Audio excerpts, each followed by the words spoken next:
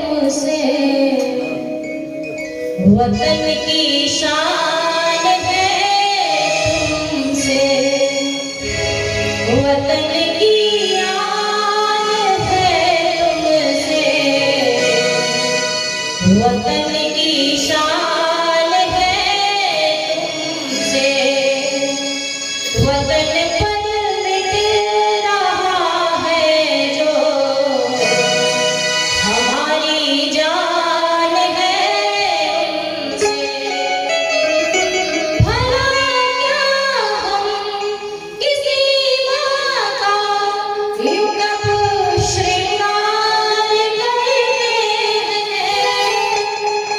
भला क्या हम किसी माँ का यूं कब श्रृंगार करते हैं।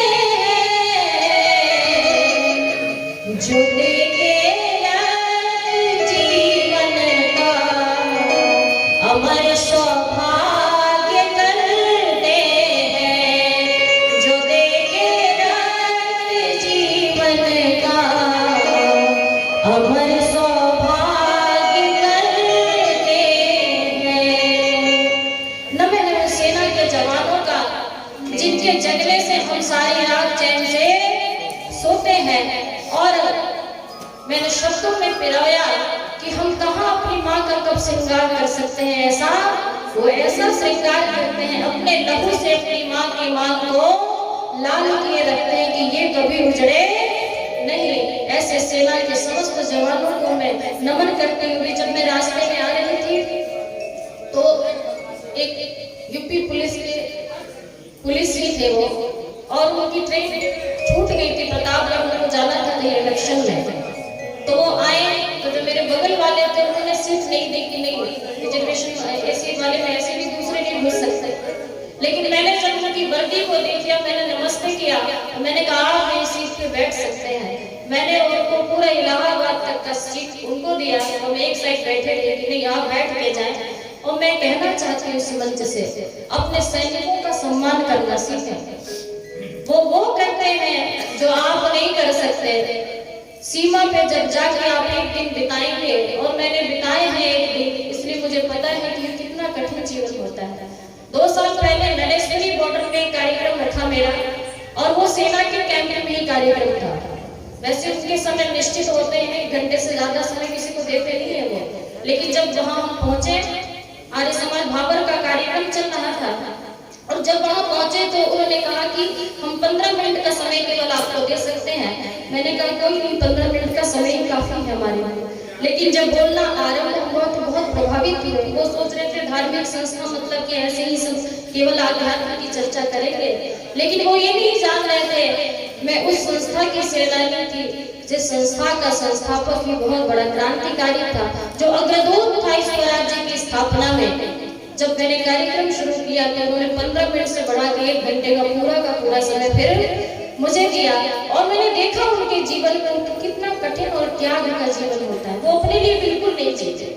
उनका जो जीवन शैली होता है सुबह से लेकर रात्रि तक केवल और केवल देश के लिए समर्पित होता है।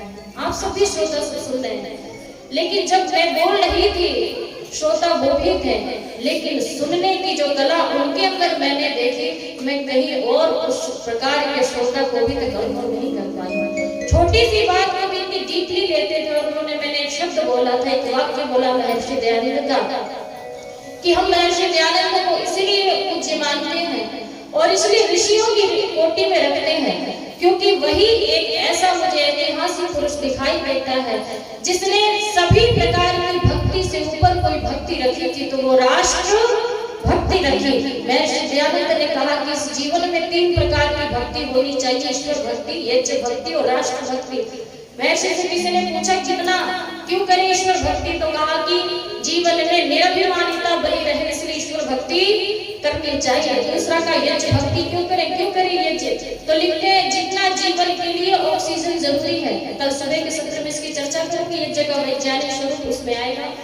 उन्होंने लिखा कि जितना हमारे जीवन के लिए ऑक्सीजन जरूरी है उतना ही जरूरी प्रत्येक व्यक्ति के लिए अग्निहोत्र आदि यज्ञ करना भी जरूरी है। और तीसरी कही राष्ट्र भक्ति, तो महर्षि के शब्द हैं जिसने इस धरा पे जन्म ले लिया है, वो इस धरा के लिए तन मन धन अगर न्यौछावर नहीं करता तो उसको इस धरा पे जीने का अधिकार भी नहीं है। और ऋषि कहता है कि जो भरा नहीं है भावों से, जिसमें बहती रसधार नहीं, वो हृदय नहीं वो पत्थर है जिसको स्वदेश से प्यार नहीं, वो हृदय नहीं वो पत्थर है जिसको स्वदेश से प्यार नहीं।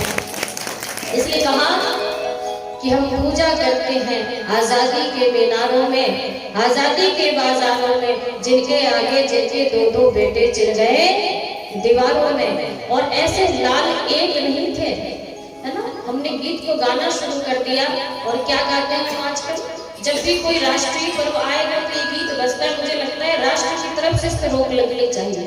और क्या गीत बजता है कि दे दी हमें आजादी बिना खड़ग बिना ढाल, साबरमती के संत तूने कर दिया कमाल। दे दी हमें आजादी बिना खड़ग बिना ढाल, साबरमती के संत तूने कर दिया कमाल। रघुपति राघव राजा राम, पतित पावन सीताराम। लोगों ने इस गीत को गाना शुरू कर दिया आजादी के जश्न में, लेकिन याद रखना ये गीत कायरता के गीत है। ये आजादी बिना कृपाण और ढाल के हमें कहां मिली है। ये कश्मीर जो अपना था उसको प्राप्त करने के लिए कितने लहू बहे। इतिहास साक्षी है ना आपके सम्मुख। आजादी के 72-73 वर्ष पूर्ण हो गए, लेकिन अपनी कश्मीर पे आपको अपना अधिकार नहीं था। तो बिना कृपाण और ढाल की आजादी आपको कहां अंग्रेजों से मिलने वाली थी। इस आजादी को दिलाने में लाखों की मांग सुने हुए हैं। इस आजादी को दिलाने में हजारों माताओं की गोद सुनी हुई है। इस आजादी को दिलाने में हमारे देश के नौनिहाल चले गए, कुछ लटकाए गए, कुछ उड़ाए गए, ना जाने किस किस प्रकार से तोप से उड़ाए गए, तब जाके हमें ये आजादी मिली है। इसलिए राष्ट्र को प्राप्त करने के लिए आप ये मत सोचना बोलने से आपको राष्ट्र का अधिकार मिल जाएगा। अपने घर में भी अपने अधिकारों के लिए 7 लाख सैनिक मारा गया था। 7 लाख नहीं, 7 लाख सैनिक हमारे कुर्बान हुए हैं, तब जाके हमें ये आजादी मिली है। और हम क्या कहते हैं, दे दी हमें आजादी बिना खड़ग बिना ढाल, साबरमती के संत तूने कर दिया कमाल। कमाल तो ऐसा किया कि आज तक उसका भुगतान भारतवर्ष भुगत रहा है। भगवान न करे कोई ऐसा कमाल करने वाला पैदा हो, और पैदा हो तो उसको कोप में ही उड़ा दिया जाए। ऐसे कमाल अगर देश में होते रहेंगे तो देश ऐसे ही अवसादों से गुजरता रहेगा। लेकिन हमारा देश शेरों का देश है।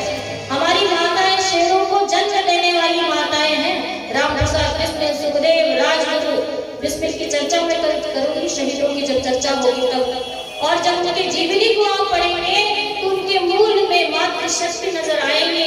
आप जैसे माताओं ने ही बिस्मिल सुखदेव राजगुरु और शिवाजी जैसे लालों को तैयार किया है। इसलिए मैं कहती हूँ और आप सभी कहते हैं मेरी माँ शेरों वाली है। आइए अपनी शेरों की चर्चा करें। हिंदी माँ